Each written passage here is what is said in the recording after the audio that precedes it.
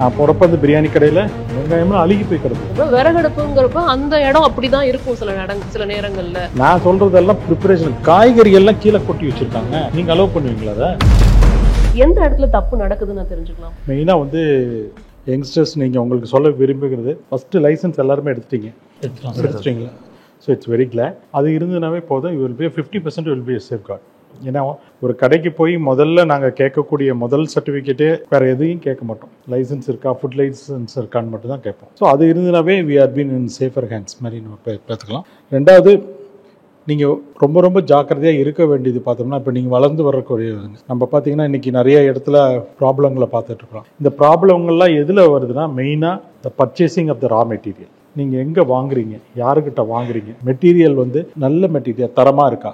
உதாரணத்துக்கு நம்ம சிக்கன் ஆகட்டும், மட்டன் ஆகட்டும், இப்போ பீஃப் பிரியாணி போடுறோம்னா பீஃப் ஆகட்டும், எதாக இருந்தாலுமே உங்களுக்கு ப்ரொக்யூர் பண்ணுறது வந்து ஃப்ரெஷ்ஷாக இருக்கான்னு மட்டும் பாருங்கள். அதுதான் ரொம்ப ரொம்ப முக்கியம். நம்ம டேஸ்ட் எல்லாம் அப்புறம் கூட பார்த்துக்கலாம். அதில் மெயினாக இந்த ப்ரொக்யூர் பண்ணக்கூடிய raw material, it maybe a masala, ஒரு கத்திரிக்காய், ஒரு தால்ச்சா பண்ணுறதுக்கு ஒரு கத்திரிக்காய் எடுத்தால் கூட நான் சொல்கிறேன். ஒரு வெங்காயம் கூட நான் போகிறப்ப அந்த பிரியாணி கடையில் வெங்காயம்லாம் அழுகி போய் கிடந்தது. இது எல்லாமே வந்து ஒரு செட்பேக்னு தான் நான் நினைக்கிறேன். ஒரு வளர்ந்த ஒரு கல்வியில் be a transparent to the customers. நல்ல ஒரு டிரான்ஸ்பரண்ட்டாக வச்சு அழகாக பண்ணுங்கள். வர்றவங்க கிட்ட யூ ஷுட் பி வெரி பொலைட்டாக கனிவாக பேசுங்க. அதுதான் நான் இப்போ ரிசீவ் பண்ணுற கம்ப்ளைண்ட்ஸ் எல்லாம் நான் போனோம்னா என்ன நடவடிக்கை எடுத்துக்கோ.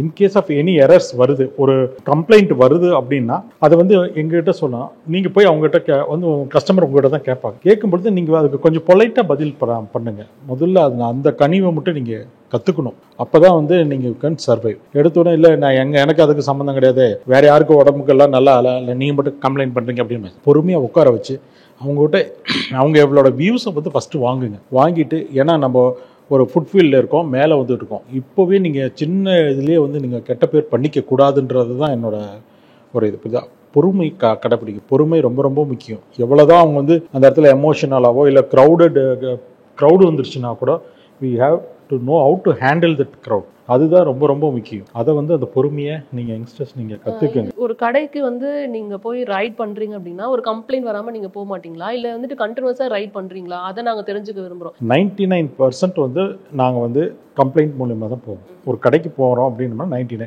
மீதி 5% எங்களோட ரேண்டம் இன்ஸ்பெக்ஷன் இருக்கும். ரேண்டமாக நாங்கள் எங்கே வேணுமாலும் போய் நாங்கள் எடுப்போம். ஆக்சுவலாக நான் வந்து எங்களோட ஆஃபீஸர்ஸ்க்கு சொல்லி கொடுத்துருக்குது அதுதான். கம்ப்ளைண்ட் இருக்கிறத ஃபஸ்ட்டு அட்டன் பண்ணுங்க, அதுக்கப்புறமேட்டு நம்ம ரேண்டமாக போய் செக் பண்ணுறதெல்லாம் பண்ணிக்கலாம். எங்களுக்கு ஏற்கனவே ஏன்னா நமக்கு சென்னை பொறுத்தவரையில் அவ்வளோ கம்ப்ளைண்ட்ஸ் எனக்கு வரும். அதை எங்களுக்கு அட்டன் பண்ணுறதுக்கே எங்களுக்கு முடியாது. அதை போய் நான் அட்டன் பண்ணிவிட்டு இந்த பக்கம் திரும்புறதுக்குள்ளே பார்த்தீங்கன்னா எனக்கு 2 கம்ப்ளைண்ட் வந்திருக்கும். ஸோ அதே எங்களுக்கு பிரச்சனையாக இருக்கும். ஸோ அது இல்லாமல் கொஞ்சம் ரிலாக்ஸ் ஆனோம்னா ரேண்டமாக ஒரு 5%ல we can choose ஏதோ ஒன்று.